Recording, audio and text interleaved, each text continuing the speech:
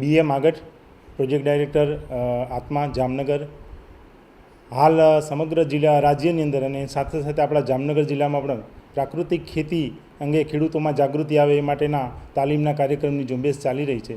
સમગ્ર રાજ્યની અંદર પણ આ પ્રવૃત્તિને વેગ આપવામાં આવી રહ્યો છે. એવી રીતે આપણા જામનગર જિલ્લામાં પણ પ્રાકૃતિક ખેતીથી ખેડૂતો માહિતગાર થાય અને પ્રાકૃતિક ખેતી અપનાવે આ માટેના આપણે પ્રયત્નો પ્રોજેક્ટ ડાયરેક્ટર આત્માની કચેરી મારફત કરવામાં આવી રહ્યા છે. અનેક ખેડૂતો આ પ્રાકૃતિક ખેતીની તાલીમમાં ભાગ રહ્યા છે અને એના આયામો જીવામૃત, ઘન જીવામૃત, બીજામૃત વાપરતા થયા છે. અને આના માટે વેચાણ વ્યવસ્થા માટે પણ આપણે એક સુંદર મજાની વ્યવસ્થા અહીંયા કરી છે. દર શનિવારે અહીંયા આપણે મેહુલનગર પાસે આપણા કેટલાય ખેડૂતો આ માટે વેચાણ માટે આવે છે. આપણી નજીકમાં જે અહીંયા ઠેબા ગામ છે ત્યાંના આપણા દિલીપભાઈ અને એમના પુત્ર આ પ્રાકૃતિક ખેતી ખૂબ સારી રીતે કરી રહ્યા છે.